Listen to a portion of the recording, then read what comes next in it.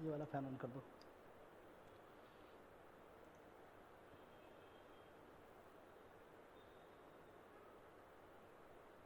Live आ गया ना?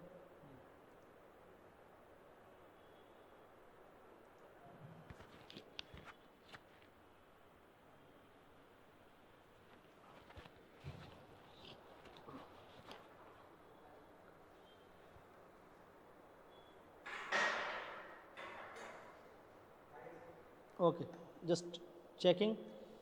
ऑनलाइन वंस प्लीज़ बताएंगे वॉइस के लिए, वैसे सभी ऑनलाइन ही हैं, तो please just tell me about the voice so that मैं फिर प्रोसीड कर पाऊँ। वॉइस क्लियर है सभी को? Okay, so this video is about test number 03 prelims test series, जो हमारे यहाँ पे स्टार्ट हो रखा है, यकीन बैच जिसका नाम है, जिसके अंदर आज हम लोगों ने थर्ड टेस्ट छत्तीसगढ़ कल्चर और इंडियन पॉलिटी, ये दो सब्जेक्ट से टेस्ट चल रहे हैं, जिसका आज थर्ड टेस्ट ऑर्गेनाइज किया गया। तो सबसे पहले तो आप लोग ये हाँ ओके, थैंक यू उर्मिला। ध्रुव कैसे आगे नहीं बढ़ रहा सर? अभी तो बढ़ेगा ना, उस समय थोड़ा सा कुछ इश्यू आ गया था। Now everything will be okay, अभी चीज़ें यहाँ पर ज़्यादा बेहतर तरीके से हो पाएंगी। राहुल चंद्रवंशी क्लियर है, थैंक यू। सो जो आज का टेस्ट था कैसा रहा आप लोगों का, पहले तो आप मुझे वो बताएंगे, और अगेन फिर से हम लोग थोड़ी सी बात करेंगे। आप अपने ज़िले का नाम थोड़ा सा मेंशन करेंगे, ताकि जो एक मोटिव बनाया है कि छत्तीसगढ़ के सारे ज़िलों को एक साथ कनेक्ट करना है ऑनलाइन, ताकि हम ऑनलाइन माध्यम से हम सब एक साथ मिल पाए एक प्लेटफॉर्म के ऊपर, और कम से कम एक ऐसा पोर्टल हो जहाँ पर छत्तीसगढ़ के हर ज़िले से एक विद्यार्थी वहाँ पर हो।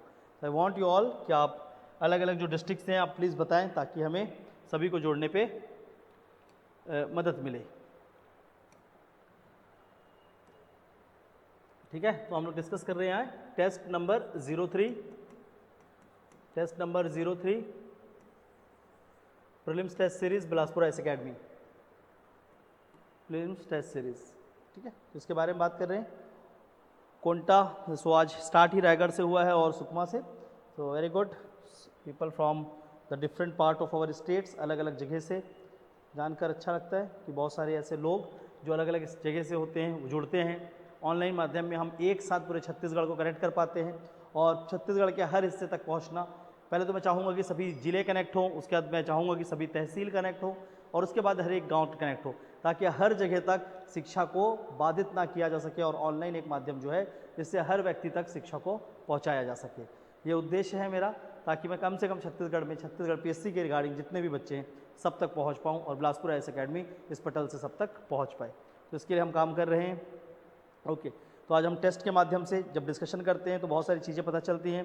सो Raigarh, Konta, Mungeli, Mahasamund, Jashpur Nagar, Surajpur, Koriya, so this are good in number.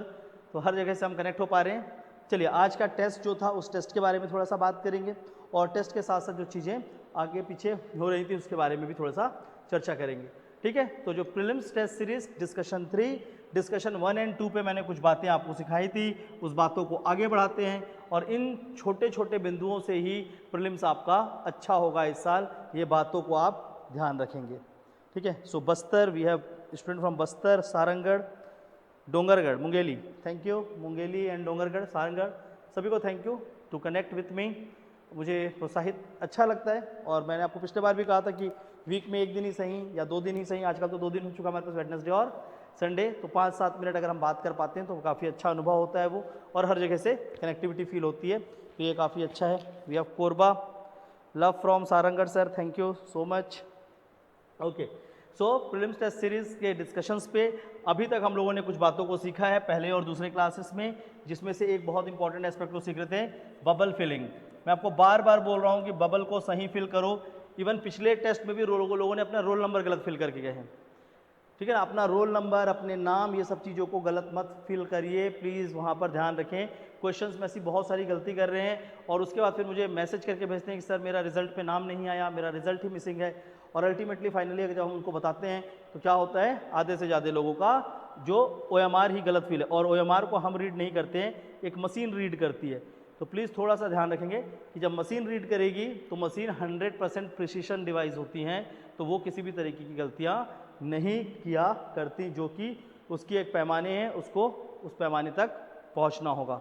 Manoj Gond, good evening team BIA, thank you from team BIA, I am here, so thank you, good evening. Okay, तो पहला चीज़ क्या था, बबल फिलिंग। अगर आप बबल फिलिंग गलत कर रहे हैं तो मैं आप सीधा बोल रहा हूँ, मैं बार बार बोलता हूँ, ये आत्महत्या के समान है अगर एग्जाम के ऊपर किया जाए तो प्लीज़ बबल फिल बहुत अच्छे से करें। ध्यान रखें कि पेपर में आपने पूरे साल मेहनत करते हो और एक बबल फिल करने से आप अपने आप को एग्जाम से आउट कर देते हैं, ये काम नहीं होना चाहिए। ओके कबीर धाम, ओके चलिए। इसके बाद बबल फिलिंग के बाद मैंने सेकेंड पॉइंट यहाँ पर जो मेंशन किया था वो सोने के ऊपर किया था, तो शायद इसको आप लोग अपने हिसाब से रेक्टिफाई कर रहे होंगे, ठीक है। थर्ड एस्पेक्ट हम लोगों ने पिछले क्लास में बात किया था रिवीजन का, कि रिवीजन कैसे करना है और किस किस पोर्शन पे किस तरीके से आप जा सकते हो, दिन को पूरा टाइम कैसे मैनेजमेंट करना है। टाइम मैनेजमेंट के ऊपर भी हम लोगों ने बात किया था कि किस तरीके से अपने दिन को आप लोग बांट लें, क्योंकि यही सारी चीज़ें हैं जो एग्ज़ाम पे सबसे ज़्यादा इम्पॉर्टेंट होंगी, ठीक है ना। ये सारी चीज़ें इसलिए इम्पॉर्टेंट होगी क्योंकि ये सारी चीज़ों को अगर आप ध्यान रखोगे तो पेपर आपका अच्छा जाएगा और पेपर में आप उन तरह की चीज़ों को नहीं गलत करोगे जो 100% सही होना था। टेस्ट एनालिसिस कैसे करते हैं, ऑलरेडी हमने रिजल्ट में आपको टेस्ट एनालिसिस करके ही दिया रखा है, ठीक है, तो उसमें आपको सोचना नहीं है। टेस्ट एनालिसिस ऑलरेडी आपके रिजल्ट्स में होते हैं, जहाँ पर सेक्शन वाइज आपके नंबर होते हैं कि आपको किस सेक्शन में कितने नंबर मिले, तो उसके हिसाब से आप देखिए कि किस सेक्शन में आपको ज़्यादा काम करना है। जो हमारा टेस्ट का रिजल्ट है वो ऑलरेडी एनालिसिस्ड है कि इंडियन जीएस में आपका परफॉर्मेंस कैसा है, हम वो भी बता रहे हैं आपको। छत्तीसगढ़ जीएस में आपका परफॉर्मेंस कैसा है, CSET में भी सेक्शनल बता रहे हैं कि कहाँ पर कैसा परफॉर्मेंस है, करंट अफेयर में कैसा परफॉर्मेंस है, तो वही एनालिसिस है और उस एनालिसिस से आप आगे चलोगे। टेस्ट नंबर 2 जो हुआ था उसका रिजल्ट आ चुका है और राकेश यादव जो थे वो टेस्ट नंबर 2 पे टॉप किए थे, तो टेस्ट नंबर 2 का जो प्राइज़ है वो राकेश यादव को जाता है। और टेस्ट नंबर 3 पे देखते हैं कि अगला विनर कौन होगा, जो आज का टेस्ट हुआ इस पे कौन सा व्यक्ति है जो इस टेस्ट को जीतता है।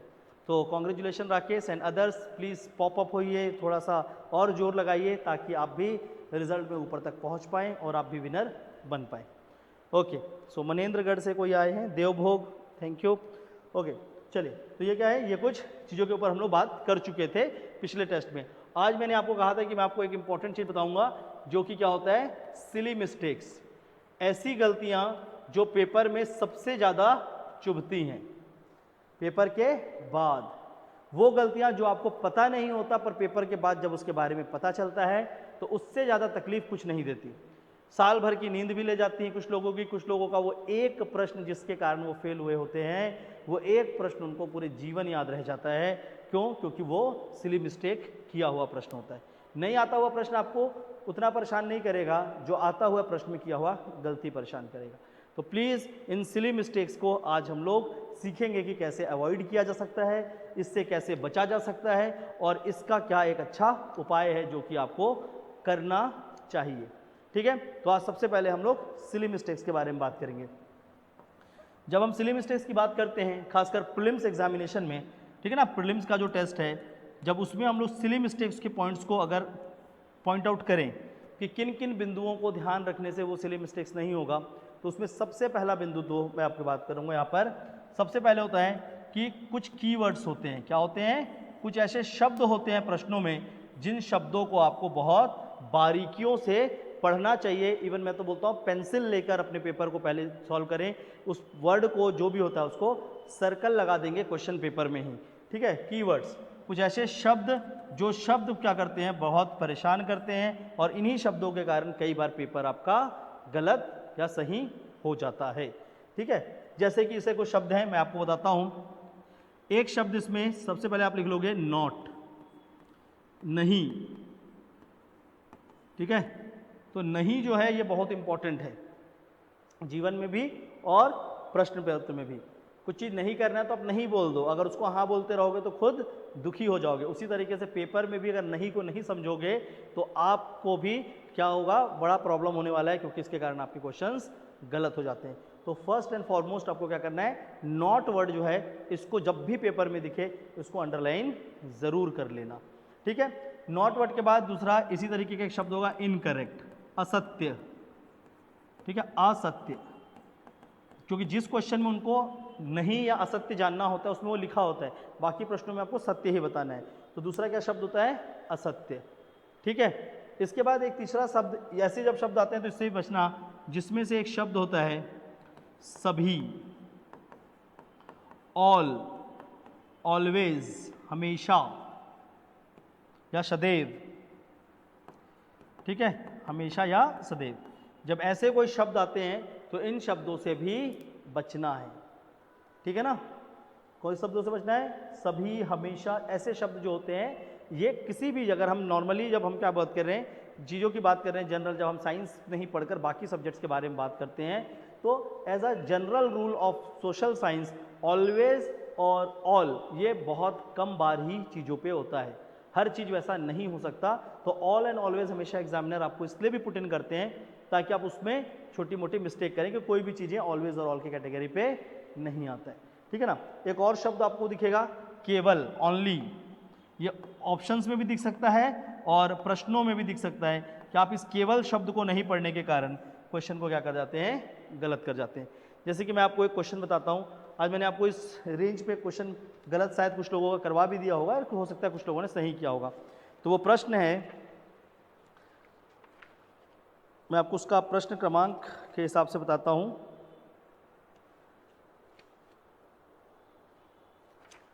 वो भोरम देव के ऊपर और डोंगरगढ़ के ऊपर आया हुआ एक प्रश्न था, ठीक है।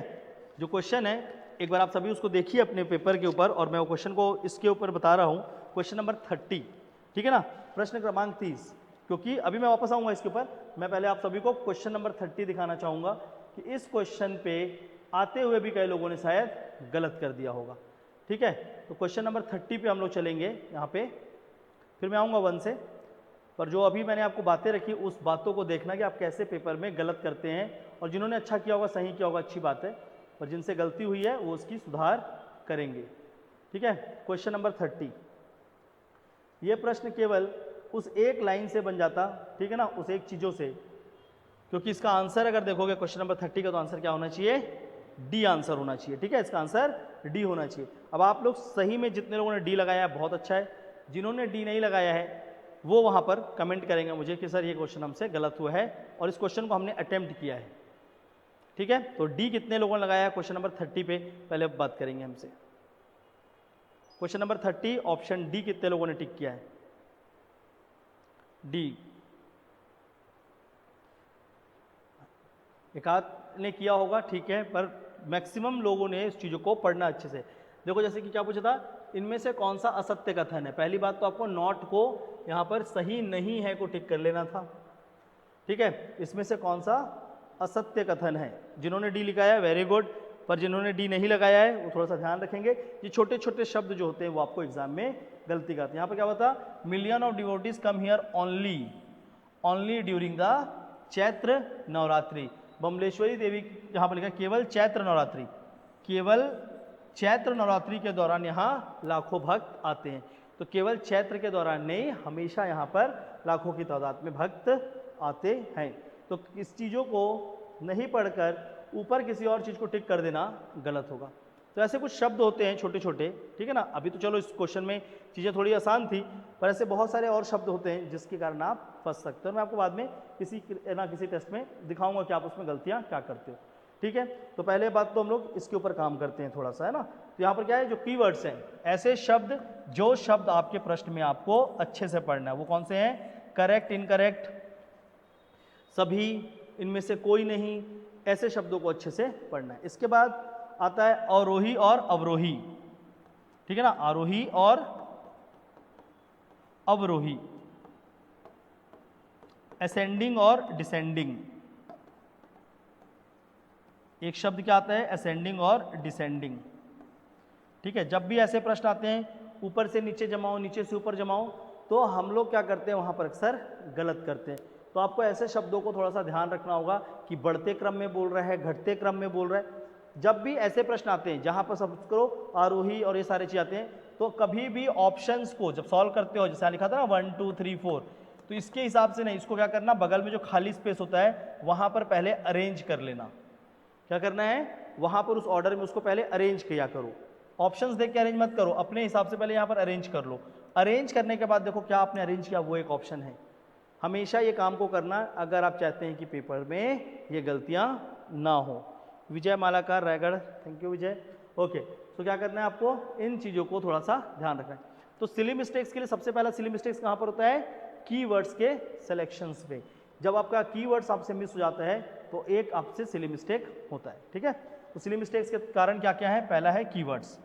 ओके, यहाँ लिख देता हूँ अच्छे से कि आपसे जो छोटी छोटी चीज़ों में गलतियाँ होती हैं उसके अंदर क्या क्या आते हैं, सिली मिस्टेक्स बोलते हैं जिनको।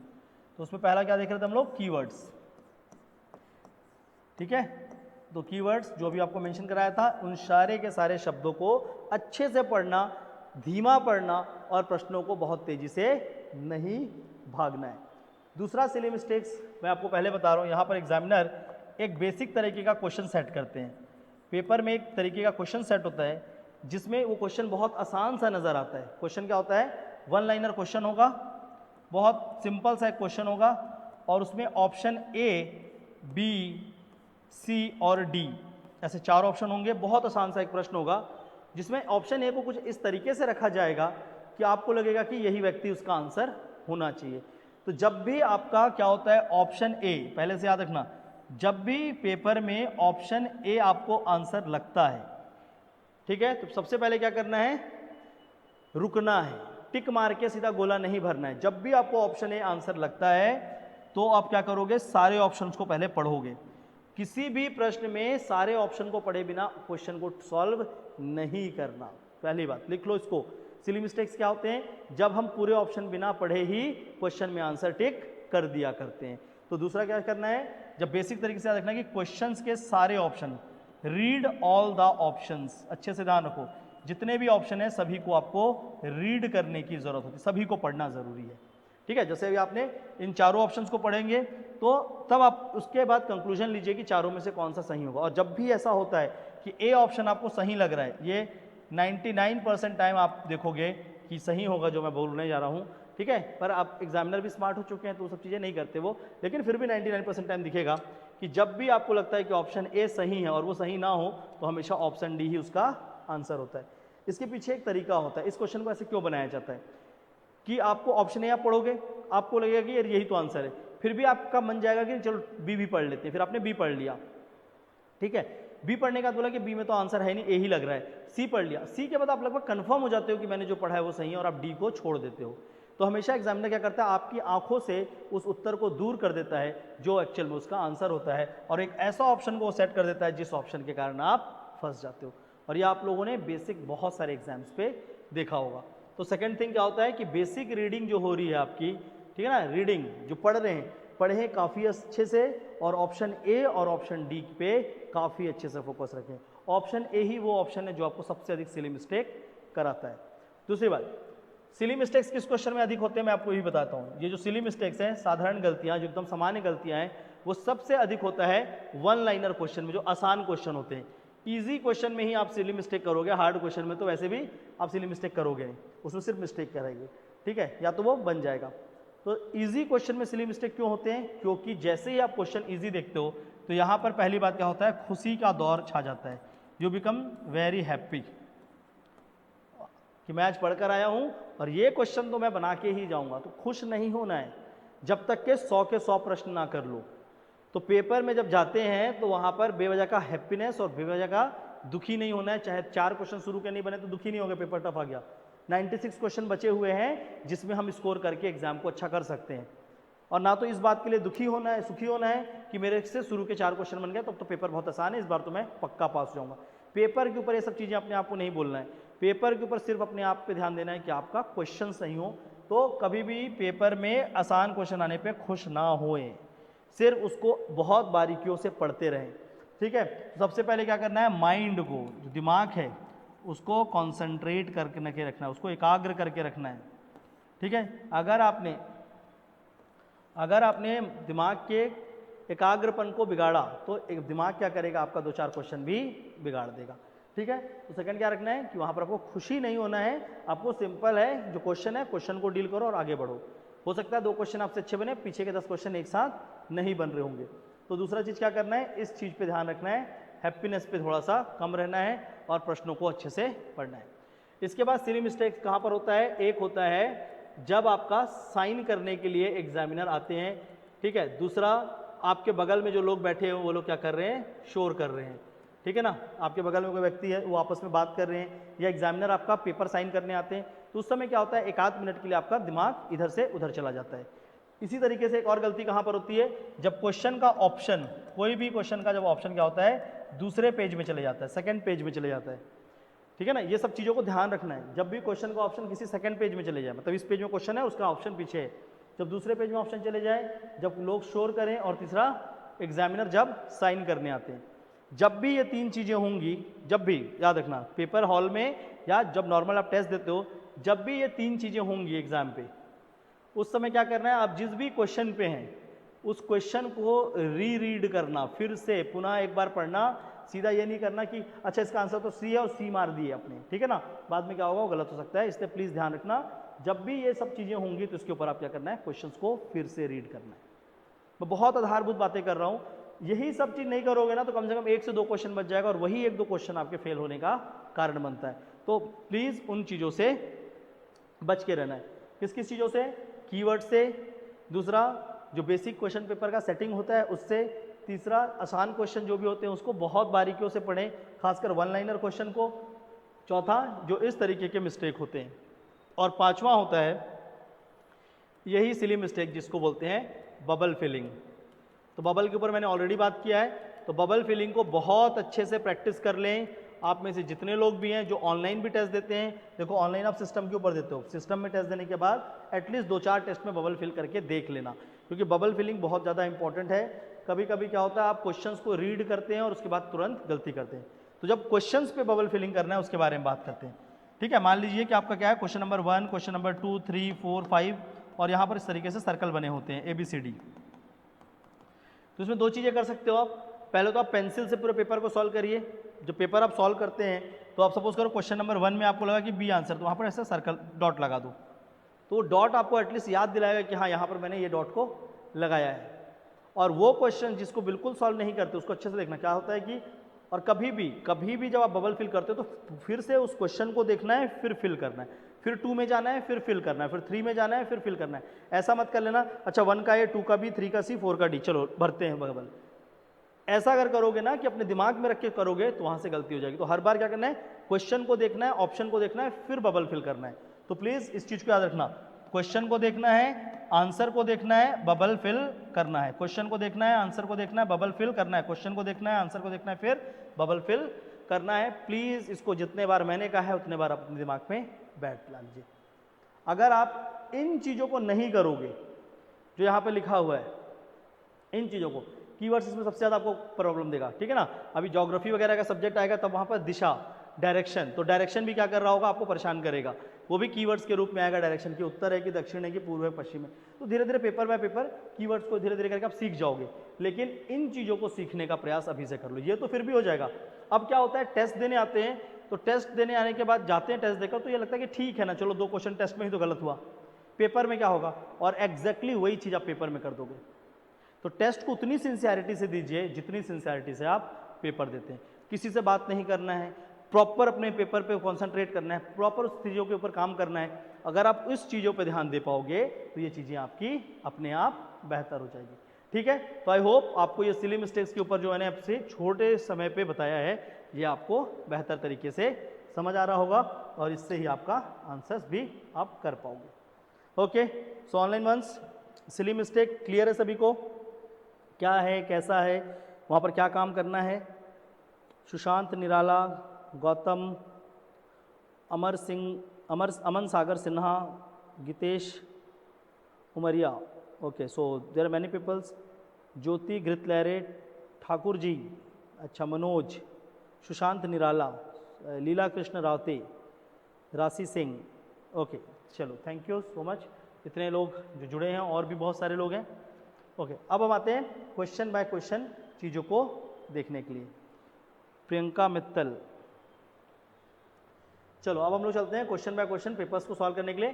तो प्लीज़ सिली मिस्टेक्स के ऊपर जो आज मैंने बात किया है इसको ध्यान रखेंगे, अगले टेस्ट में फिर कुछ नई चीज़ों के बारे में बात करेंगे। टेस्ट बाय टेस्ट एक एक टॉपिक पे या एक एक थीम पे हम बात करेंगे और उसके ऊपर आप काम करते चलोगे। ठीक है, तो मैं फटाक से आ रहा हूँ छत्तीसगढ़ जीएस क्वेश्चन नंबर 1 से स्टार्ट करता हूँ, और थोड़ा सा आज मैं फास्ट चलूँगा क्योंकि टाइम ऑलरेडी बहुत सारा निकल चुका है, और आंसर्स के साथ आज क्या है, यहाँ पर एक्सप्लेनेशन ऑलरेडी है, तो जैसे ही ये हो जाता है तो मैं आपको एक्सप्लेनेशन वाला आंसर प्रोवाइड करा दूंगा, तो उसको आप वहाँ से फिर बेटर तरीके से पढ़ भी पाएंगे। पर हम लोग यहाँ पर पहले थोड़ा बेसिक चीज़ों को समझ लेते हैं कि कहाँ पर आपसे क्या गलती हो रही है, ताकि आपको चीज़ें बेहतर तरीके से क्लियर हो पाए। ठीक है, which district has recently in the news for tattoo craft. प्रश्न क्रमांक 1 इसके ऊपर आते हैं। क्वेश्चन नंबर 1,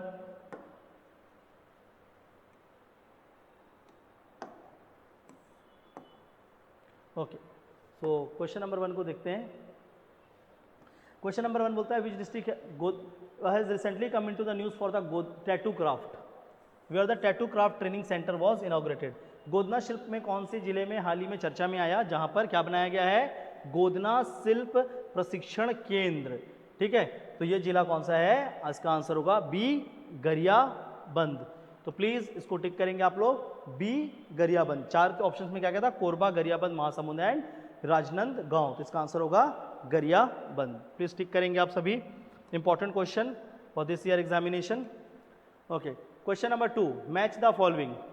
ठीक है, अब इस प्रश्न में कई विवाद करोगे आप लोग, मुझे पता है, खैर कोई बात नहीं।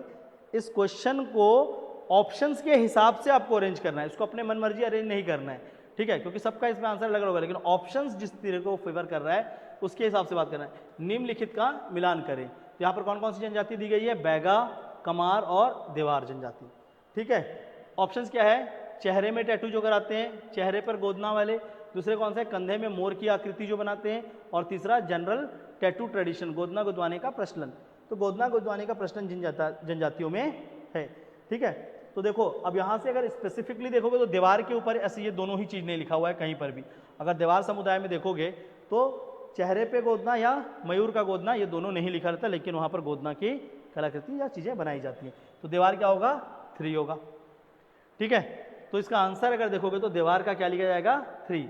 बैगा क्या करते हैं, चेहरे पे, और कमार जो होते हैं वो मयूर का बनाते हैं। आंसर इसका होगा ए फॉर एप्पल। ठीक है ना, प्लीज इसको ध्यान रखेंगे। Manish Kumar Gupta, Ramanujganj. Okay, so we have people from Ramanujganj also. Now question number 3, during which 5-year plan did the schedule area scheme starts in Chhattisgarh. Chhattisgarh में अनुसूचित क्षेत्र की योजना, ठीक है ना, अनुसूचित क्षेत्र की योजना को कब प्रारंभ किया गया था, 5वीं पंचवर्षीय योजना में। इसका आंसर होगा सी फॉर कैट। ठीक है, question number 6, who is the vice president of Chhattisgarh schedule caste and other backward tribe caste advisory council. Chhattisgarh अनुसूचित जाति और अन्य पिछड़ा वर्ग सलाहकार परिषद के उपाध्यक्ष या अध्यक्ष कौन है। ठीक है ना, तो कौन है इसके वाइस प्रेसिडेंट, उपाध्यक्ष। वाइस प्रेसिडेंट होते हैं जो भार साधक मंत्री होते हैं, minister in charge of that particular department. इन दोनों परिषद के उपाध्यक्ष भार साधक मंत्री होते हैं, जो भी वहाँ का मिनिस्टर इन चार्ज है वो उसका हेड होगा। Okay, question number 5, who is considered as the ancestor deity of Bastar. Bastar में पितृदेव किसे माना जाता है। ऑप्शन क्या है, बोंगा देव, डूमा देव, पाट देव और नारायण देव। ठीक है, इसका आंसर क्या होगा, डूमा देव। आंसर होगा इसका बी, डूमा देव, आंसर बी।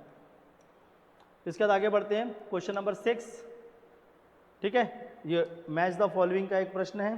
क्वेश्चन नंबर 6, इसमें ऑप्शंस क्या दिए रखे हैं, ठाकुर देव, दंतेश्वरी मैया, खुटा देव और हिंगलाजिन। ठीक है ना, ये 4 ऑप्शन दे रखे हैं, और सामने उससे संबंधित वृक्षों के नाम, महुआ या महुए का तना या बांस, शीशम, पीपल और बांस का तना। ठीक है, तो इसको आप लोगों ने अरेंज किया होगा। इस क्वेश्चन को कितने लोगों ने बी टिक किया है, क्वेश्चन नंबर 6, 6वें क्वेश्चन का आंसर 6। अभी कुछ लोग 4th क्वेश्चन का ये आंसर बता रहे हैं। क्वेश्चन नंबर 6 का आंसर क्या होगा यहाँ पर, बी फॉर बॉल। ठीक है, इसका आंसर होगा बी, ए का 1, बी 3, सी 4 एंड डी 2। ठीक है, तो 6 का आंसर क्या होगा, बी फॉर बॉल। क्लियर है। अभी इसका मैं सॉल्यूशन आपको दूंगा, वहां से उसके स्पष्टीकरण को भी आप लोग ध्यान से पढ़ेंगे। ठीक है, उसके बाद आते हैं क्वेश्चन नंबर 7, 7वां प्रश्न। यहाँ पर क्या दिया रखा है आपको, लोक ज्योतिष। तो जनजातीय क्षेत्र में क्या होता है, ज्योतिष कला को काफ़ी ज़्यादा किया जाता है, और उस ज्योतिष कला को करने वाले व्यक्ति, तो उसके ज्ञाता जो हैं वो कौन कौन से ज्ञाता हैं। ठीक है, तो इसमें कौन कौन सा दिया हुआ था ज्ञाता के नाम, जोगियार, पंजियार, मीणा गंते और सिरहा। ये 4 प्रकार के अलग अलग लोग हैं जो कि जनजाति में ज्योतिष कला को प्रोत्साहित करते हैं। ठीक है, आप 6 का आंसर जो बता रहे हैं मैं आपको सॉल्यूशन मिलेगा, आप देखेंगे 6 का आंसर क्या होगा, बी होगा। ठीक है, ओके। अब अगर इसको आप देखोगे तो ये 4 प्रकार के क्या है, ज्योतिष कला करने वाले, और यहाँ पर लिखा है आड़ी टेढ़ी रेखा बनाकर तंत्र मंत्र के उपयोग से उड़िया पंचांग से और चावल द्वारा भविष्य के बारे में बताते हैं। इसका आंसर क्या होगा, A for Apple.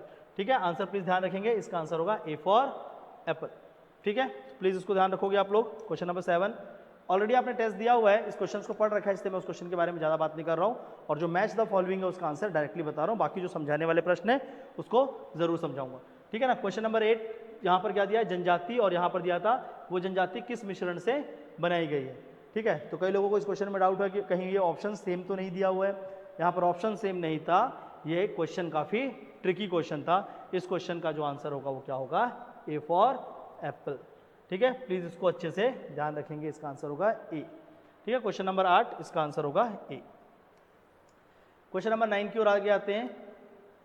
What is the meaning of Katkul. ठीक है, कटकुल शब्द का अर्थ क्या है। क्वेश्चन नंबर 9 योगेश्वर कुमार साहू जी, बिल्कुल आप बोल रहे हैं ए होना चाहिए। होना चाहिए और है में थोड़ा सा फर्क है, डेफिनेटली उसका आंसर मिलेगा, आप उसको देखिएगा कि वहाँ पर क्यों ऐसा किया गया। ठीक है, उसके लिए परेशान नहीं होना है, आपको मैं जो सॉल्यूशन दूंगा उसके ऊपर बात करूंगा। तो बहुत ज़्यादा डिटेल में आज नहीं जा रहा हूँ, मैं थोड़ा सा जल्दी कर रहा हूँ क्योंकि मुझे पॉलिटी पे आपको ज़्यादा कुछ बताना है, इसलिए मैं बात कर रहा हूँ यहाँ पे। ठीक है, तो कटकुल क्या है, एक प्रकार की खटिया होती है। ठीक है ना, ब्रूम, ये sorry it is a type of bed. तो आंसर क्या होगा इसका, सी। इसको ध्यान रखना है आपको। क्वेश्चन नंबर 10 की ओर आ जाते हैं। व्हाट डज मरम्मत विवाह रिफर टू। मरम्मत विवाह किस प्रक्रिया से संबंधित है। तो जब क्या होता है, किसी व्यक्ति की किसी और जाति में शादी करा दी जाती है, तो फिर सॉरी कराती तो नहीं, जब वो कोई व्यक्ति किसी और जाति में शादी करा देता है तो वो पुनः उसकी एक बार शादी कराई जाती है ताकि उसके घर परिवार वाले अपने जात में वापस उसको मिला सकें। ठीक है ना, तो उसको बोलते हैं री marriage after marriage in other caste. दूसरे जाति में विवाह के उपरांत पुनः विवाह कहलाता है मरम्मत विवाह। आंसर इसका क्या होगा, डी। ठीक है, 10 का आंसर क्या होगा, डी। कुछ लोग सी मार दिए, वो ऑप्शन को पूरा लास्ट तक पढ़ते नहीं है। ठीक है ना, पूरा का देखो, पुनर्विवाह कई प्रकार के हैं, पर जो विशेष रूप से जो किसी और जाति में शादी के बाद होता है उसे ही बोला जाता है मरम्मत विवाह। ठीक है, तो होलिस्टिक आंसर के हिसाब से देखोगे तो इसका आंसर क्या होगा, D. Question number 11 which block of Surguja district is known for women's expertise in godna art. Surguja जिले के किस ब्लॉक की महिलाओं को गोदना कला के लिए प्रसिद्ध माना जाता है। ठीक है, इसका आंसर क्या होगा, लखनपुर। अब ये अगर आपको ऐसा भी नहीं भी पता होता सरगुजा के बारे में, ये पर्टिकुलर लाइन नहीं भी पता है, तो भी इस क्वेश्चन को सॉल्व किया जा सकता था, क्योंकि आपको बस जगह के बारे में पता। धर्म जयगढ़ अगर देखा जाए तो ये कहाँ पर है, रायगढ़ में है। ठीक है, और क्वेश्चन किसके रिलेटेड पूछा था, सरगुजा के लिए। जसपुर कभी हो ही नहीं सकता था, बिलासपुर हो ही नहीं सकता था। ठीक है, तो ये दोनों ऑप्शन तो अपने आप में एलिमिनेटेड थे, और धर्म जयगढ़ कहाँ पर है, रायगढ़ में, तो भी आपका आंसर क्या होता, लखनपुर। तो बहुत आसान सा क्वेश्चन था, क्वेश्चन का जो ऑप्शन सेटिंग था वो बहुत ही आसान किया हुआ था, उसको आप आराम से कर सकते थे।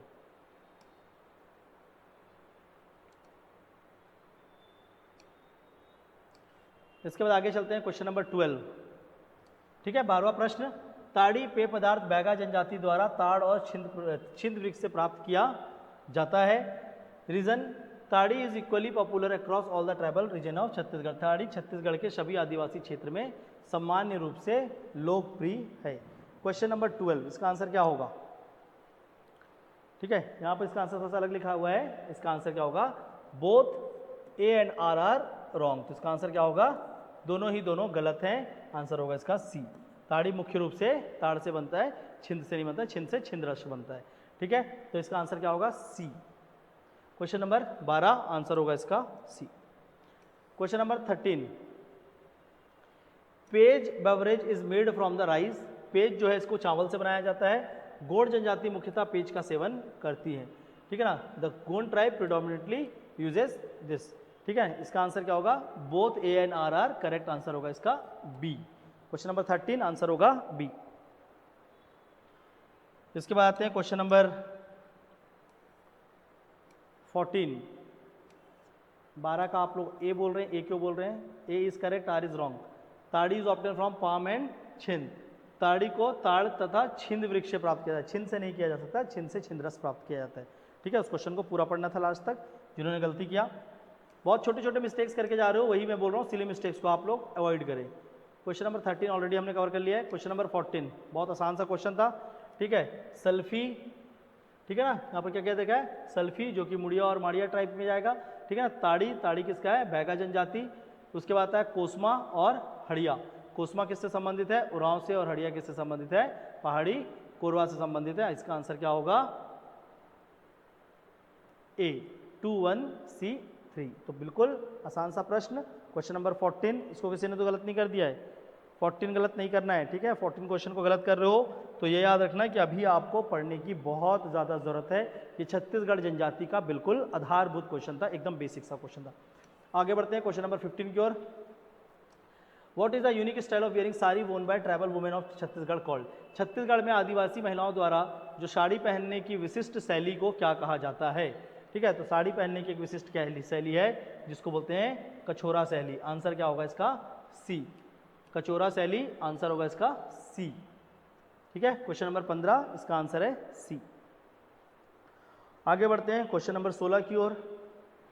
Question number 16, list the traditional ornament of Chhattisgarh in order from feet to head. छत्तीसगढ़ में राज्य में पारंपरिक आभूषण को पैर से सिर तक क्रम में जमाएं। तो इसी को मैं बोल रहा था कि आप नीचे से ऊपर अगर 4 थे तो ऐसा बना लेते, फिर उसका एक एक को लिखते, फिर देखते कि क्या वो ऑप्शन वहां पर है। जैसे कि ये जो 4 ऑप्शन दिए, क्या क्या दिया है, कंकनी, टोड़ा, सुर्रा और पटिया, ठीक है। तो सबसे नीचे क्या होता है, पैरों में पहना जाता है टोड़ा, ठीक है ना, टोड़ा। पहले क्या आता, यहाँ पर 2 आता, ठीक है। टोड़ा के बाद अगर देखा जाए तो क्या आता है ऊपर, कंकनी, ठीक है ना। उसके ऊपर क्या आता, कंकनी। कंकनी के ऊपर जाते तो फिर क्या दिखता आपको, सुर्रा, ठीक है। यहाँ पर क्या दिखता, 3, और सबसे ऊपर क्या दिखता आपको, पटिया, 4, ठीक है। तो ऑप्शन क्या होना चाहिए, 2 1 3 4।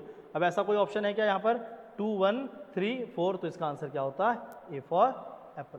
तो जब भी ऐसे क्वेश्चन आएंगे प्लीज, आपको कितना भी आता हो, नो मैटर आपको कितना भी आता हो, मैं बोला कहना है आप उसको प्रॉपर तरीके से सॉल्व करिए, समय दीजिए प्रश्नों को, भागना कहीं नहीं है, ठीक है। आसान क्वेश्चन को अगर समय दोगे तो डेफिनेटली वो आसान क्वेश्चन आपको भी अच्छा खासा समय देगा और सम्मान भी देगा। पर आसान क्वेश्चन को फटाफट करने के चक्कर में रह गए तो क्या होगा, ऐसे प्रश्न जो हैं वो आप एग्जाम में गलत कर जाओगे, ठीक है। Next question, which body part does the ornament khinwa adorn. खिनवा शरीर के किस अंग का आभूषण है, ठीक है। तो खिनवा कहाँ पर पहना जाता है, 2 होते हैं आपको पता है, खिनवा और खेनवा। राधे राधे मेरे को बोलते सर समग्र छत्तीसगढ़ का पीडीएफ प्रोवाइड करा दीजिए। प्लीज़ आप कहीं भी मिल जाएगा ऑनलाइन, आप किसी से भी ले लीजिए, मार्केट में अवेलेबल है, आप वहाँ से लीजिए ना। पीडीएफ से बेटर है कि मार्केट में दुकान में आपको पीडीएफ मिलेगा, उसको ले लो, अपने पास हार्ड कॉपी रखो और उससे पढ़ो।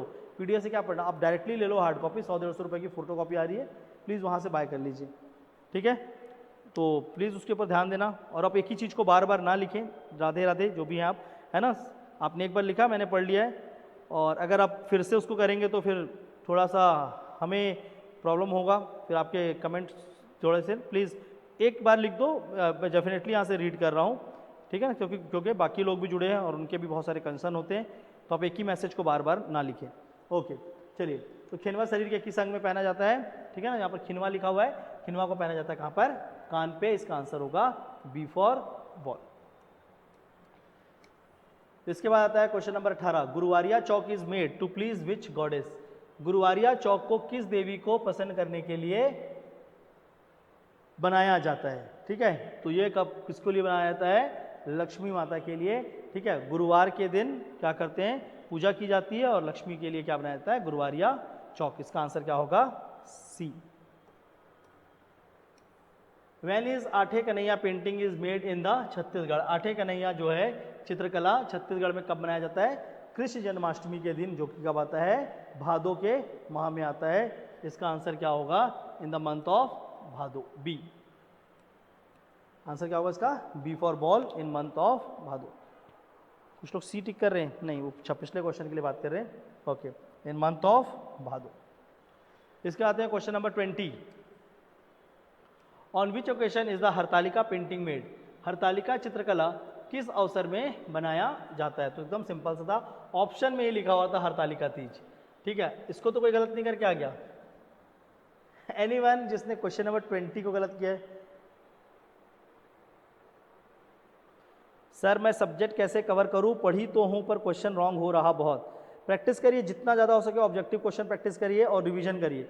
अब आप पढ़े हो या आपको लग रहा है, पर आपका जो कंटेंट है वो कितना सही है इसके ऊपर भी आपको देखना पड़ेगा। ठीक है, मतलब आपने किस बुक से पढ़ा है, आपके बुक किताबों में कितनी ऑथेंटिसिटी है, कितने बेहतर तरीके से आपने नोट्स बनाए हैं, तो उसमें थोड़ा सा फोकस करें। और दूसरा, इवनिंग में मैं क्लास भी ले रहा हूँ, आप लोगों ने देखा होगा। ठीक है ना, यकीन बैच नाम से एक प्रोग्राम भी चल रहा है जो इस टेस्ट के साथ साथ चल रहा है, तो उस क्लासेस से फॉलो करके वहाँ से आप कॉन्सेप्चुअल अंडरस्टैंडिंग ले सकते हैं, क्योंकि मोस्टली उस टॉपिक्स में मैं कॉन्सेप्ट्स को अच्छे से कवर कर रहा हूँ और फैक्ट तो आपके पास ऑलरेडी अपने है। ठीक है, तो कॉन्सेप्चुअल क्लैरिटी के लिए आप उस क्लास से भी हेल्प ले सकते हैं। याशनी, ठीक है, आप याशनी नाम है, ओके, सो याशनी आप वहाँ से देख सकते हैं। ओके, इसके बाद आते हैं क्वेश्चन नंबर 21।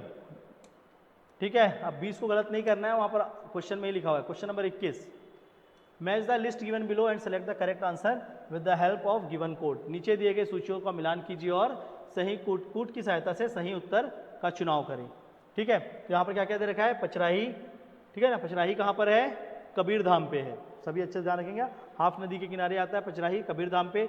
चिटमिटिन माता मंदिर ये कहाँ पर है, सुकमा में है। ठीक है, हमारा गढ़ धनौरा ये कहाँ पर है, कोंडा गांव। और माड़िया खोल कहाँ पर है, राजनंद गांव। ठीक है, तो जो मैंने इधर ऑप्शंस बनाए हैं वो उसके हिसाब से आंसर क्या होगा, ए। ठीक है, आंसर क्या होगा उसका, A. Next question, match the list given below and select the correct answer using the code given below. ठीक है, यहाँ पर भी क्या है, मैच द फॉलोइंग ही था, बहुत बेसिक सा क्वेश्चन है ये भी। पहले क्या कह दिया, ऑप्शंस में देखते हैं। यहाँ पर कोटा डोल दिया लिस्ट 1 में, उसके साथ दिया है हरदी हर चौका और तीसरा दिया है सीतामढ़ी हर चौका। तो 3 स्थल है, हरदी हर चौका, सीतामढ़ी हर चौका और कोटा डोल। और नीचे उससे संबंधित उसकी व्याख्या की गई है कि वहाँ पर क्या मिलता है क्या नहीं मिलता है उससे संबंधित। ठीक है, तो पहला स्टेटमेंट क्या बोलता है, list 2, situated on the bank of river Pavai remains ancient cave like structure and temples were found.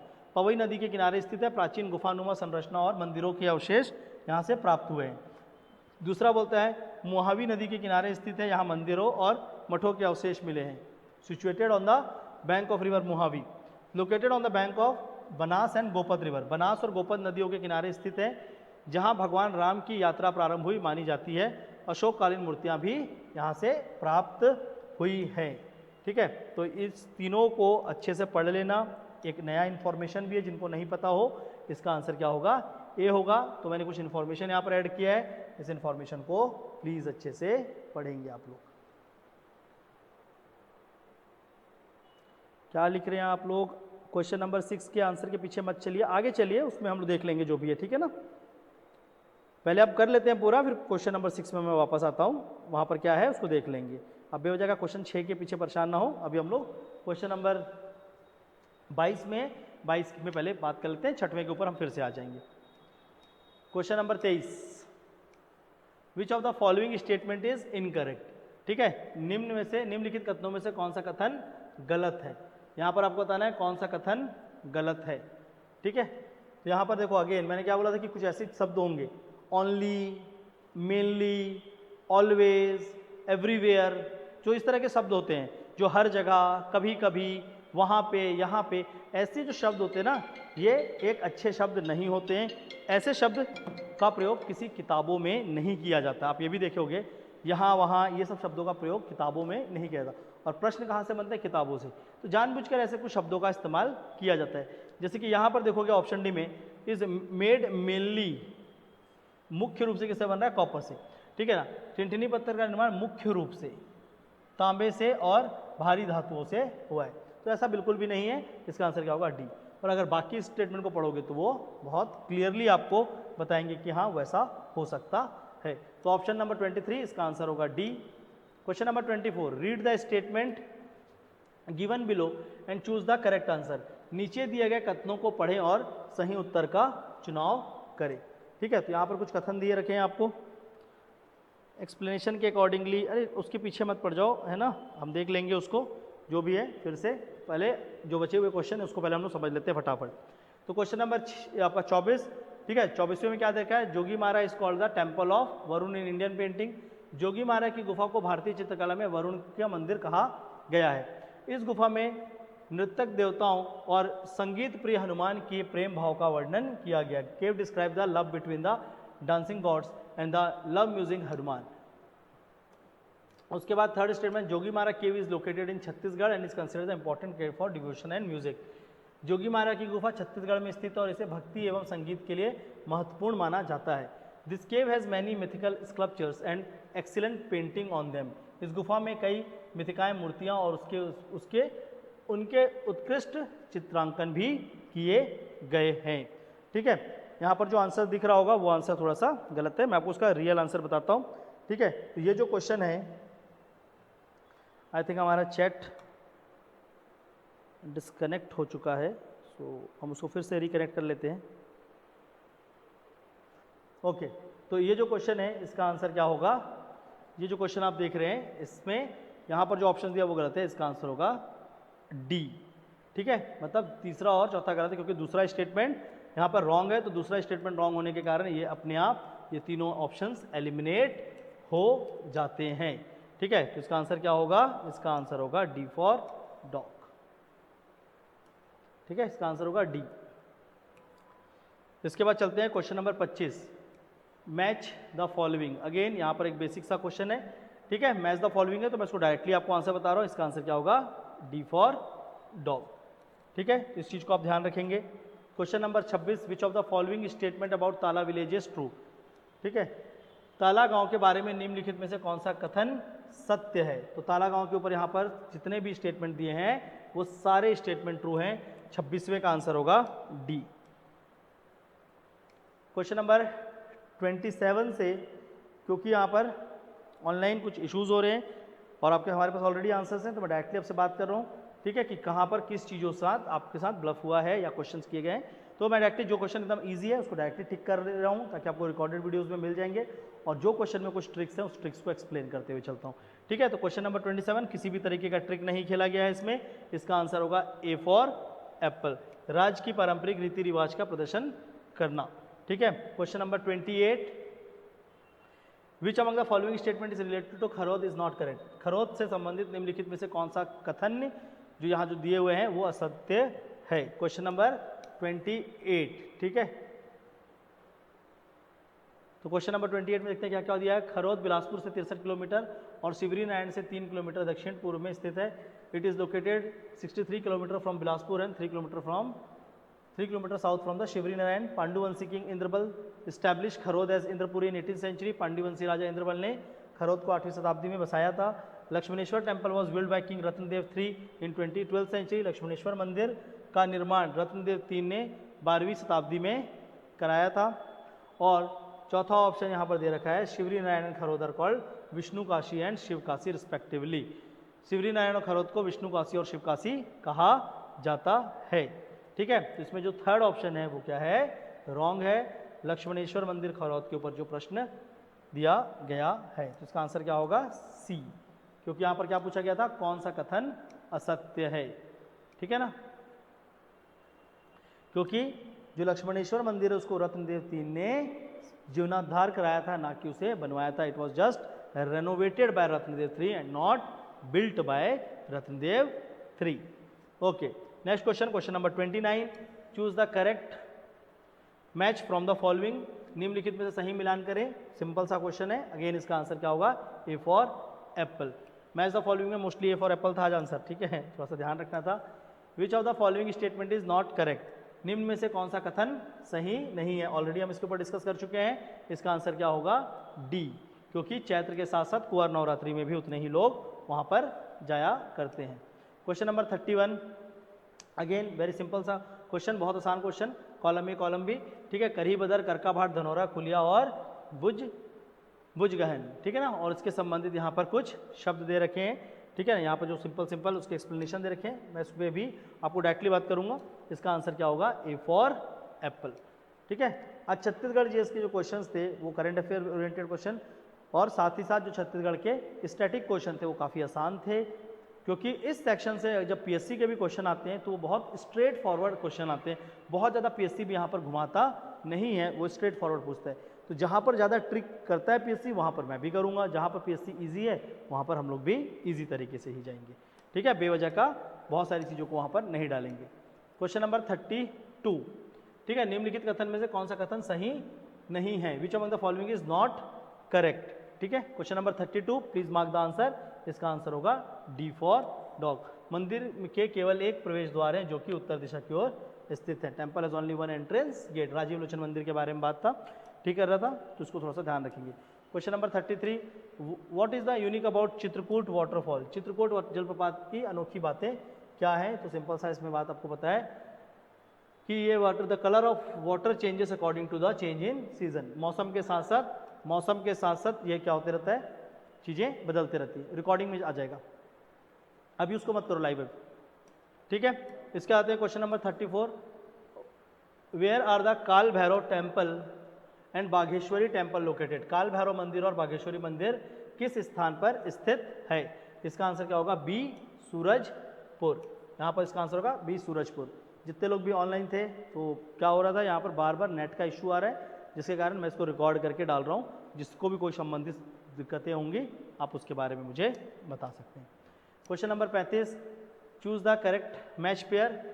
ठीक है, तो यहाँ पर इस क्वेश्चन पे सारे के सारे पेयर देखेंगे तो ये गलत है, ठीक है, इसलिए इसका आंसर क्या होगा? डी, इनमें से कोई नहीं। तो ये था छत्तीसगढ़ के 35 क्वेश्चन जिसके आंसर्स हम लोगों ने बात किए। अब आगे बढ़ते हैं पार्ट 2 में, जो कि इंडियन पॉलिटी से रिलेटेड क्वेश्चन है। सीसेट और जो लैंग्वेज का है उसको अलग से भीष्मणी सर आपको रिकॉर्ड करके देंगे, क्योंकि वो उसके ऊपर रिकॉर्ड कर रहे हैं, तो वो भी आपको कल आपको प्रोवाइड कर दिया जाएगा। आज हम पहले इसके ऊपर बात कर लेते हैं, ठीक है। यहाँ से पॉलिटी को अच्छे से समझना और उसको मैं फटाफट सॉल्व भी करूँगा। राष्ट्रपति के विचार के लिए विधेयक को आरक्षित करने में राज्यपाल की शक्तियों के बारे में निम्नलिखित में से कौन सा कथन सही है? जो हमारा राज्यपाल है, गवर्नर, वो क्या करता है? बिल को रिजर्व करता है प्रेसिडेंट के लिए, तो उससे संबंधित इसमें से कौन सा कथन जो है वो सही है, उसके बारे में बात करना था। करेक्ट कौन सा है, ठीक है। तो जब भी हमें करेक्ट स्टेटमेंट खोजना होता है तो हम क्या करते हैं? एक इनकरेक्ट स्टेटमेंट को पहले निकालते हैं। यहाँ क्या लिखा है? He can reserve any bill passed by the state legislature. वह राज्य विधानमंडल के द्वारा पारित किसी भी विधेयक को आरक्षित कर सकता है। ये जो चीजें हैं किसी भी कानून के ऊपर नहीं लिखी गई। यहाँ पर अगेन क्या है? लॉ साइलेंट है, ऐसा कुछ भी चीज उसमें बताया नहीं गया है किसके ऊपर? संविधान के ऊपर। इसलिए ये चौथा स्टेटमेंट क्या है? एक गलत स्टेटमेंट है, संविधान पे डायरेक्टली अंकित नहीं किया गया। आप बेयरक्स में जाओगे तो देख सकते हो। तो जिसके कारण क्या होगा? बी और डी जो है ये दोनों एलिमिनेट हो जाएंगे। 4।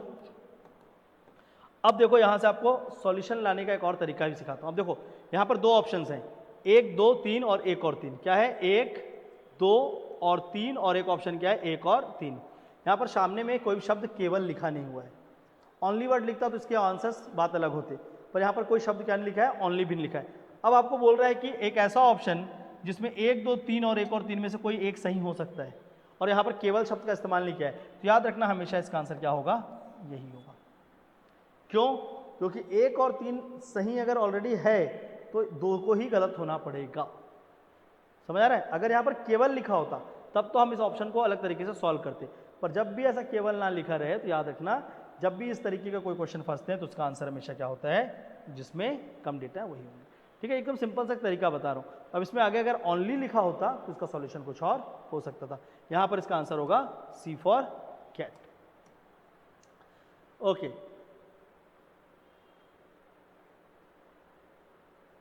ठीक है। और देखो यहाँ पर क्या भी दिया हुआ है?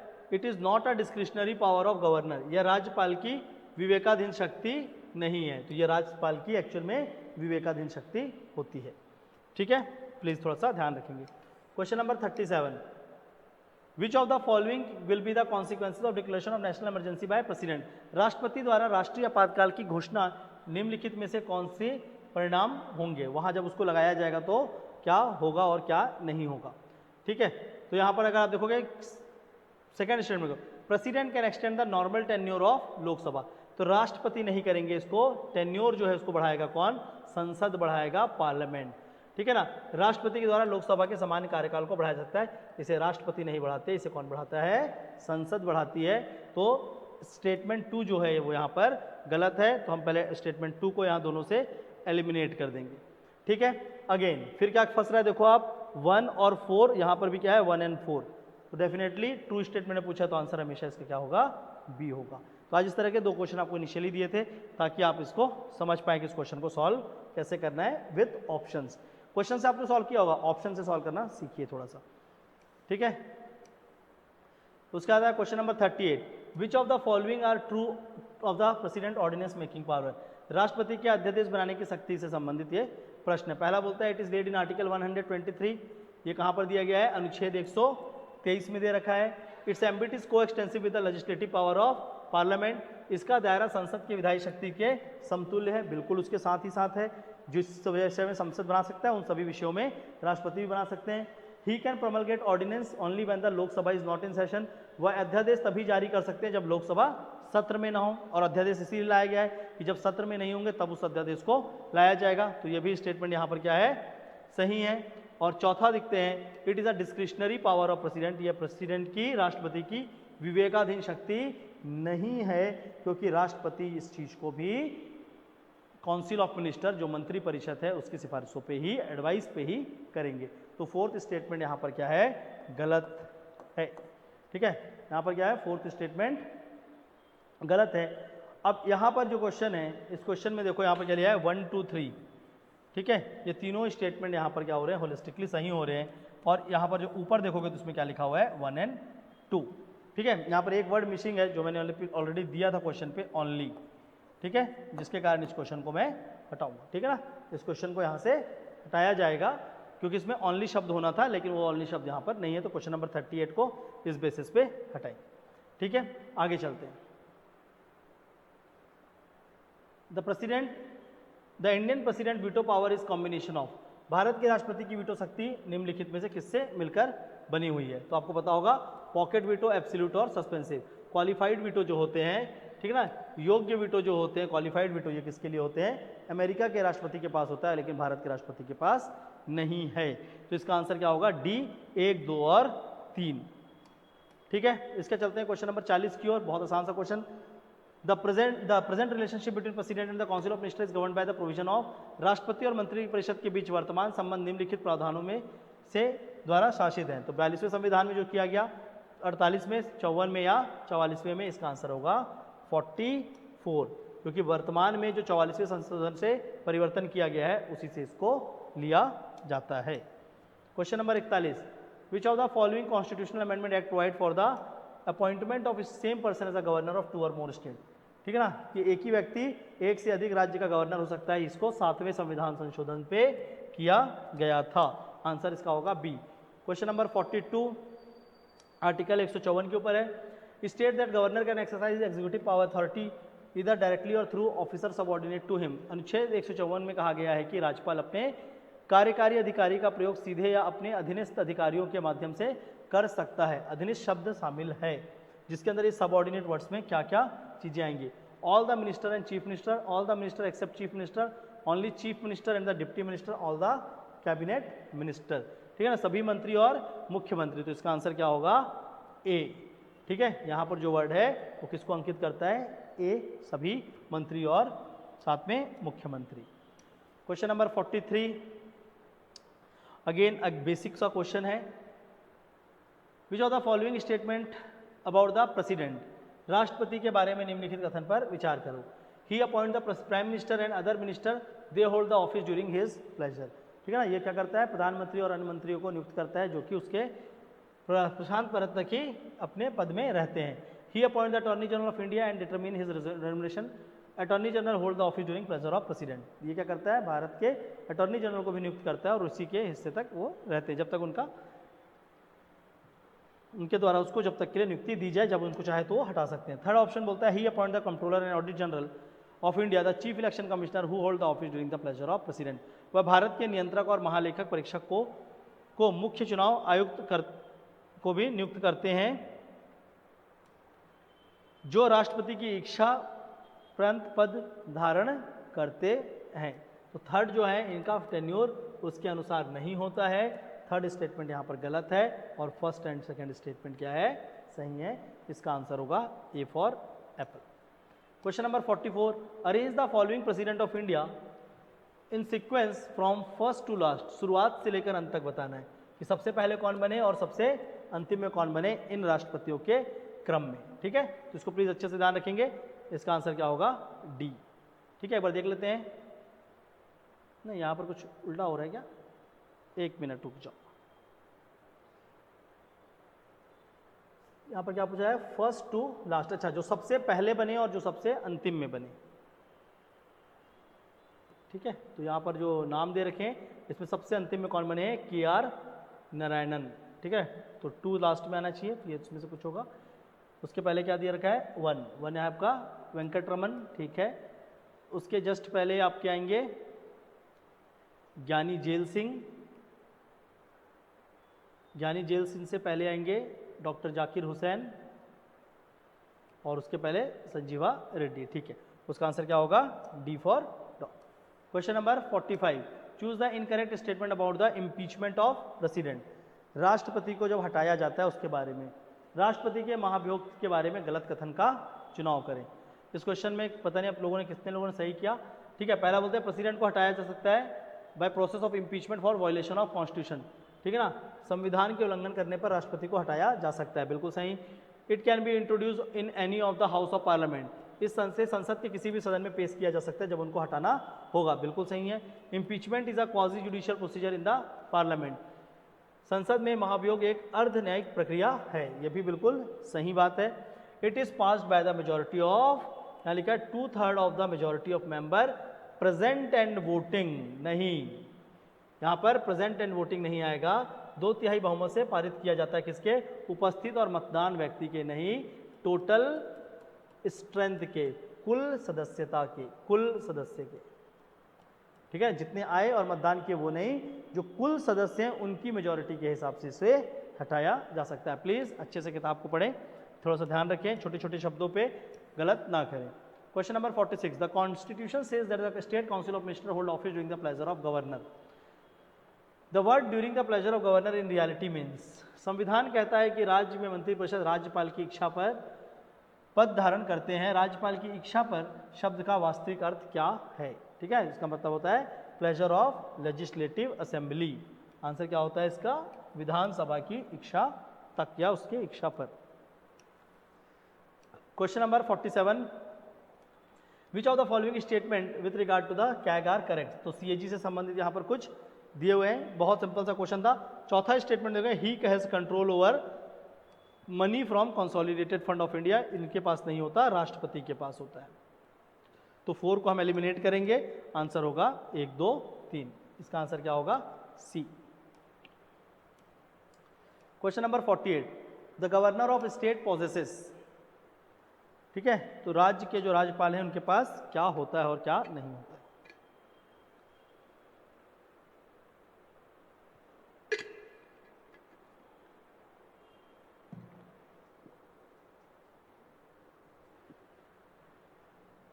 पहला बोलते हैं executive, legislative, judicial power and analogous to the president, ठीक है। इनके पास क्या था, राष्ट्रपति के समान कार्यकारी, विधायी और न्यायिक शक्ति होती है, ठीक है। तो इनके पास बिल्कुल उस तरह की शक्तियां उनको दी जाती है। Has to act with the aid and advice of council of minister always, उन्हें मंत्रिपरिषद की सहायता की सलाह से हमेशा कार्य करना होता है। ऑलवेज नहीं, क्योंकि राष्ट्र जो गवर्नर है इनको सिचुएशनल के साथ साथ कॉन्स्टिट्यूशनल डिस्क्रिप्शन भी है, संवैधानिक रूप से भी उनको विवेकाधीन अधिकार है और साथ में उनको सिचुएशन के आधार पर भी है। तो इसलिए सेकंड स्टेटमेंट तो क्या है, गलत है। तो 2 को पहले हम क्या करेंगे, सेकंड को एलिमिनेट करते हैं, 1, 3, 4 एंड 1 एंड 4, तो आंसर क्या होगा इसमें, 1 एंड 4। थर्ड स्टेटमेंट पढ़ोगे तो वो भी क्या होगा, गलत होगा, ठीक है। चलिए इसके बाद आगे बढ़ते हैं, क्वेश्चन नंबर 49। 49 प्रश्न बोलता है, ये क्या अभिकथन के ऊपर है, ठीक है। केंद्रीय स्तर पर एक मंत्री को प्रधानमंत्री द्वारा बर्खास्त किया जा सकता है, ठीक है। उसके नीचे क्या बोलते हैं, एक मंत्री जो केवल प्रधानमंत्री की सलाह पर ही राष्ट्रपति द्वारा नियुक्त किया जा सकता है। A minister at a central level can be dismissed by the prime minister, a minister is appointed by the president only on the advice of prime minister, ठीक है।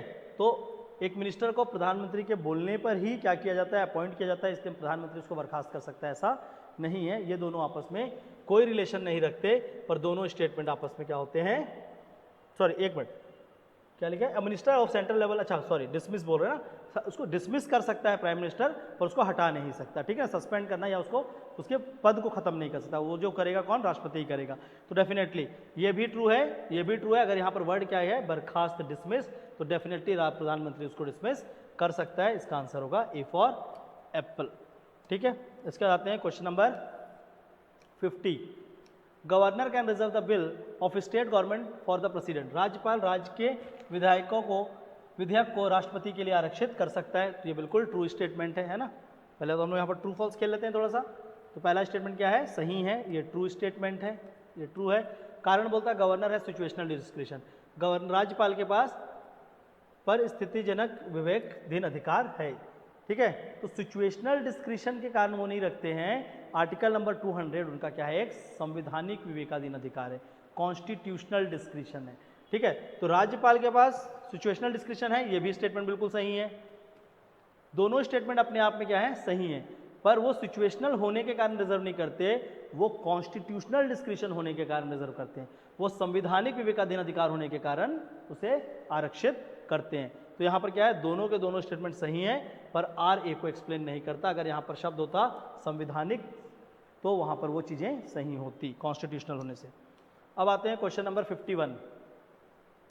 The total number of minister including prime minister shall not exceed. मंत्रिपरिषद सहित मंत्रियों की कुल संख्या कितने से अधिक नहीं होनी चाहिए, तो 15% मेंबर ऑफ लोकसभा, लोकसभा के 15% सदस्य से अधिक नहीं हो सकती। The representative of state in the Rajya Sabha are elected by which of the following. Rajya Sabha में राज्य के प्रतिनिधित्व निम्नलिखित में से किसके द्वारा चुने जाते हैं। तो राज्यसभा के सदस्य को राज्य की जो क्या होती है, स्टेट लेजिस्लेटिव असेंबली होती है, ठीक है, राज्य की विधानसभा होती है, उसके द्वारा निर्वाचित किया जाता है राज्यसभा के सदस्यों को। बहुत आसान सा प्रश्न है। Question number 53। The governor of reserve bank of India is appointed by central government. भारतीय रिजर्व बैंक के गवर्नर की नियुक्ति केंद्र सरकार के द्वारा की जाती है। दूसरा स्टेटमेंट बोलता है certain provision in the constitution of India gives the central government the right to issue direction to the RBI in public interest, ठीक है। दूसरा स्टेटमेंट क्या होता है, भारत का संविधान कुछ प्रावधान केंद्र सरकार को जनहित में आरबीआई को निर्देश जारी करने का अधिकार देती हैं। तो आरबीआई को डायरेक्टली कर सकता है, पर संविधान ऐसा कुछ भी लिखकर नहीं दिया गया है, ठीक है। तो यहाँ पर संविधान वर्ड जो है वो गलत है। गवर्नमेंट खुद ही दिशा निर्देश जारी कर सकती है, ऐसा कहीं पर संविधान में नहीं लिखा गया है। तो सेकंड स्टेटमेंट यहाँ पर क्या है, गलत है। तो सेकंड स्टेटमेंट को काटेंगे और इसका आंसर होगा 1 और 3, इसका आंसर होगा C. Question number 54। What does respite mean in term of the power granted to the president. राष्ट्रपति को दी गई शक्तियों में के संदर्भ में विलंबन का क्या अर्थ होता है। एकदम आसान सा क्वेश्चन है, मैं डायरेक्टली आंसर पे आता हूँ, ठीक है। इस क्वेश्चन का आंसर क्या होगा, बी फॉर बॉट। इसको आप लोग डायरेक्टली देख लेंगे, इसका आंसर होगा बी। इसका आता है question number 55। Again match the following question, ठीक है। यहाँ पर आर्टिकल और रिलेटेड सब्जेक्ट दिए हैं, इसका आंसर होगा डी फॉर डॉग। इसका आता है question number 56। Who does not participate in the election of vice president of India. Bharat के उपराष्ट्रपति के चुनाव में इसमें से कौन नहीं जाते हैं। तो इसका आंसर होगा डी। ये सब एकदम आसान प्रश्न है ना, इसलिए इसके बारे में ज़्यादा बात नहीं कर रहा हूँ। फिर आते हैं question number 57। Consider the following statement which among the are correct. निम्नलिखित कथनों पर विचार करें और बताना है कि इसमें से कौन सा कथन सत्य है। पहला बोलता है अनुच्छेद 75 प्रधानमंत्री की नियुक्ति और चयन के बारे में जानकारी प्रदान करता है। दूसरा बोलता है राष्ट्रपति द्वारा प्रधानमंत्री के रूप में नियुक्त से पहले किसी व्यक्ति को हमेशा लोकसभा में अपना बहुमत साबित करना होता है। राष्ट्रपति द्वारा किसी व्यक्ति को प्रधानमंत्री नियुक्त किया जा सकता है जिसके बाद वो अपने बहुमत को साबित कर सकता है, ठीक है। तो थर्ड स्टेटमेंट यहाँ पर बिल्कुल सही है, सेकंड स्टेटमेंट यहाँ पर गलत है। आगे बढ़ते हैं। फोर्थ स्टेटमेंट क्या बोल रहा है आपका, a person who is not a member of Lok Sabha और Rajya Sabha can be appointed as prime minister. ऐसा व्यक्ति जो प्रधानमंत्री नियुक्त किया जा सकता है उसे लोकसभा या राज्यसभा का सदस्य नहीं है। तो बिल्कुल चौथा स्टेटमेंट तो क्या है, सही है। एक बार वापस आता हूँ मैं, चौथा स्टेटमेंट यहाँ पर सही होगा, ठीक है। उसके बाद ऊपर चलते हैं। तीसरे और दूसरे स्टेटमेंट में ही कहीं पर कुछ गलती था, तो मैंने इसको टिक किया। राष्ट्रपति द्वारा प्रधानमंत्री के रूप में नियुक्त व्यक्ति को, अच्छा पहले उसको साबित करना होगा, वो ऐसा बोल रहे हैं, है ना। Prove his majority in the Lok Sabha before, appointment होने से पहले नहीं, उसके बाद करना होगा, इसको हटा सकते हैं, ठीक है। तो 2 एलिमिनेट होगा और आंसर क्या होगा 1, 3 एंड 4। इसका आंसर क्या होगा, बी फॉर बॉय। ओके, इसके आते हैं question number 58। Which among the following is a condition for becoming a state governor. राज्य के राज्यपाल बनने के लिए निम्नलिखित में से कौन सी शर्त जरूरी है। ठीक है, इस क्वेश्चन में बहुत सारे लोग फंसे होंगे क्योंकि वो सब समझ रहे हैं कि सेकंड स्टेटमेंट बिल्कुल सही है। ही और she must be of 35 year of as.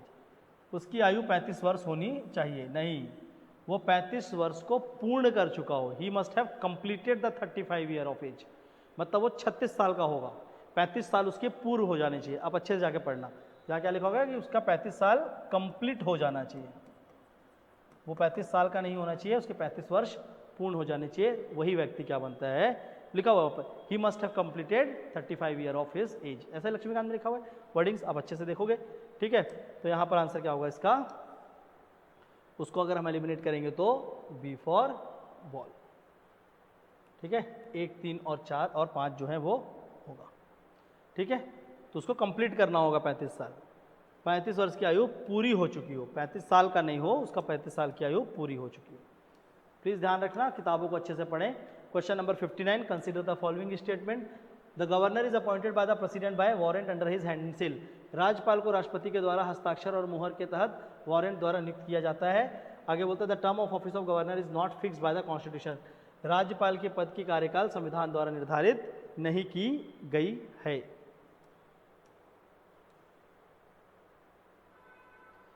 ठीक है, इसको समझते हैं। देखो, राष्ट्रपति गवर्नर को जब चाहे नियुक्ति दे सकता है और जब चाहे उसको वहां से हटा सकता है। क्यों? क्योंकि वो उसके वारंट और सील के अंदर ही नियुक्त किया गया है। ठीक है, तो यहाँ पर दोनों स्टेटमेंट जो है, पहला और दूसरा स्टेटमेंट, दोनों यही चीज के बारे में बात करते हैं। तो both A and R is correct and R is the correct explanation of A. इसका आंसर क्या होगा, सी। असर्शन रीजनिंग में ध्यान दीजिए। Question number 60, which of the following statement is not correct about the chief minister. मुख्यमंत्री से संबंधित यहाँ पर कुछ स्टेटमेंट दे रखे हैं, बहुत बेसिक सा प्रश्न है। इसका आंसर होगा बी फॉर बॉल। तो जितना मैंने वो ट्रिक करना था मैंने पहले कर लिया है। इसके पहले, विच among the following is not a category of council of minister. निम्नलिखित में से कौन सा मंत्री परिषद की श्रेणी के अंतर्गत नहीं आता है। तो यहाँ पर जो डिपार्टमेंटल मिनिस्टर दे रखे हैं, विभागीय मंत्री, ऐसा कोई पद नहीं होता है। ठीक है ना, काउंसिल ऑफ मिनिस्टर के अंदर वो चीज़ को डिपार्टमेंटल मिनिस्टर नहीं बोला जाता है। ठीक है, भले कि हम बोलते हैं विभाग का मंत्री है, लेकिन विभागीय मंत्री काउंसिल ऑफ मिनिस्टर के अंदर ये शब्द नहीं दिया गया है। ठीक है ना, ये शब्द को नहीं दिया गया है, तो इसको थोड़ा सा ध्यान रखेंगे। Consider the following statement and choose the incorrect statement. निम्नलिखित कथन को विचार करें और गलत कथन का चुनाव करें। ठीक है, तो यहाँ पर कुछ छत्तीसगढ़ के बारे में है, प्लीज थोड़ा सा ध्यान रखेंगे। इसका आंसर होगा डी। प्लीज उसको अच्छे से आप पढ़ लेना। Question number 63, which among the following is a condition for individual to enroll as a voter for general election to the state assembly. राज्य विधानसभा के आम चुनाव के लिए मतदाता के रूप में नामांकन के लिए किसी व्यक्ति के निम्नलिखित शर्तों के बारे में बताइए। ठीक है, तो ये तो आप लोगों ने चुनाव में पार्टिसिपेट किया होगा पिछले बार। ठीक है, तो आपको पता होगा विष्णुदेव साय जी को आपने चुना है। ठीक है ना, तो इसका आंसर क्या होगा, डी। तो प्लीज़ इसको थोड़ा अच्छे से पढ़ना है। इस साल भी चुनाव से संबंधित प्रश्नों को उम्मीद करोगे, क्योंकि अभी ज़्यादा समय नहीं हुआ है। Which amendment made it necessary for the president to act according to the advice tendered by him to the council of minister. किस संविधान संशोधन ने राष्ट्रपति के लिए मंत्री परिषद द्वारा दी गई सलाह के अनुसार कार्य करने की आवश्यकता को निर्धारित किया गया है। इसका आंसर क्या होगा, 42nd कॉन्स्टिट्यूशन अमेंडमेंट एक्ट, 42वें संविधान संशोधन से। इसके आता है question number 65, which of the following is true about the attorney general of India. ठीक है ना, भारत के अटॉर्नी जनरल के बारे में निम्नलिखित में से बताना है क्या सत्य क्या गलत है। प्लीज इसको ध्यान रखेंगे। इसका आंसर होगा डी फॉर डॉग। बहुत बेसिक क्वेश्चन है इधर, जिससे उसको मैं बहुत डिटेल में नहीं लेकर चल रहा हूँ। Question number 66, which of the following is food and supply minister of Chhattisgarh. Food and civil supply, Chhattisgarh के खाद्य और नागरिक आपूर्ति मंत्री कौन है वर्तमान में, तो कौन है, दयालदास बघेल जी हैं। इसका आंसर होगा ए। छत्तीसगढ़ वर्तमान मंत्री परिषद को अच्छे से पढ़ लो, नहीं तो एग्जाम में वो मंत्री परिषद एक आध प्रश्न आकर आपको बाहर करेगा। ठीक है, निम्नलिखित में से कौन सा विभाग श्री राम विचार नेताम के प्रभार में नहीं है। विच among the following department is not in charge of Ram विचार नेताम। तो यहाँ पर नहीं शब्द को पढ़े हैं कि नहीं, पहले तो ये देख लेना था। ठीक है, तो इनके अंतर्गत क्या नहीं आता है, पंचायत और ग्रामीण विकास नहीं आता, बाकी सारे इनके अंतर्गत आते हैं। ठीक है, थोड़ा अच्छे से पढ़ो। इसके बाद हमारे माननीय मुख्यमंत्री साहब Vishnu Deo Sai ji, consider the following statement about chief minister Vishnu Deo Sai. मुख्यमंत्री विष्णुदेव साय के बारे में निम्नलिखित कथन पर विचार करें। ठीक है, पहला कथन बोलता है ही करेंटली रिप्रेजेंट जसपुर नगर इन छत्तीसगढ़ लेजिस्लेटिव असेंबली। वो वर्तमान में छत्तीसगढ़ विधानसभा में जसपुर नगर से प्रतिनिधित्व करते हैं। तो वो जसपुर नगर से नहीं करते हैं, वो कुंकुरी से करते हैं, पहला। ठीक है, तो पहला गलती तो आपने यहीं पर कर दिया है, क्योंकि वो किससे हैं, कुंकुरी से उनका प्रतिनिधित्व है, जसपुर नगर से नहीं है। तो पहला उसको एलिमिनेट कर दो। ठीक है, यहाँ पर ऑप्शन कुछ गलत दिया है, रुक जाओ देख लेते हैं, कोड बताना है ना, यहाँ पर ऑप्शन बाद में देखते हैं। तो पहला तो क्या है, पहला स्टेटमेंट ही उसका गलत है, तो ये दोनों तो आपके पहले ही गलत हो गए।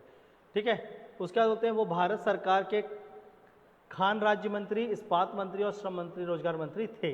तो सेकंड स्टेटमेंट बिल्कुल सही है। He pursued his education up to higher secondary level, उन्होंने उच्चतर माध्यमिक स्तर तक शिक्षा प्राप्त की है। ठीक है ना, तो वो केवल हायर सेकेंडरी तक पढ़ाई की है, ये भी स्टेटमेंट सही किया है। और on 13 December 2023 he took the oath of chief minister of Chhattisgarh. 13 दिसंबर को वो छत्तीसगढ़ के मुख्यमंत्री की शपथ लिए हैं। तो इसका आंसर क्या होगा, सी होगा, डी यहाँ लिखा है, उसको चेंज कर लेंगे, इसका आंसर होगा सी फॉर कैट, केवल 2, 3 और 4। ओके, ठीक है, तो कुछ अच्छी बातें हमारे मुख्यमंत्री के बारे में। ओके, क्वेश्चन नंबर 69, छत्तीसगढ़ राज्य के वर्तमान मुख्य सचिव कौन है? Who is the present chief secretary of Chhattisgarh? Amitabh Jain ji हैं, श्री अमिताभ जैन, प्लीज इसको ध्यान रखेंगे। उसके बाद आता है question number 70, advocate general of Chhattisgarh is appointed for the period of. Chhattisgarh राज्य के महाधिवक्ता की नियुक्ति कितनी अवधि के लिए किया जाता है? तो महाधिवक्ता की नियुक्ति सरकार अपने हिसाब से कभी भी कर सकती है और कभी भी हटा सकती है, कोई भी उनका टेन्योर फिक्स नहीं है, इसलिए इसका आंसर क्या होगा, डी फॉर डॉग। ओके, अब आते हैं करंट अफेयर के प्रश्न। करंट अफेयर प्रश्न क्वेश्चन नंबर 71, मैं फटाफट इसके आंसर्स बताऊंगा आपको। निम्नलिखित छत्तीसगढ़ सरकार द्वारा शुरू किए जाने वाले नियाद नेनलार योजना के संदर्भ में निम्नलिखित कथन पर विचार करें।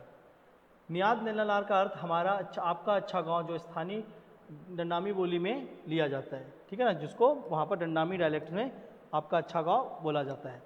दूसरा स्टेटमेंट क्या है?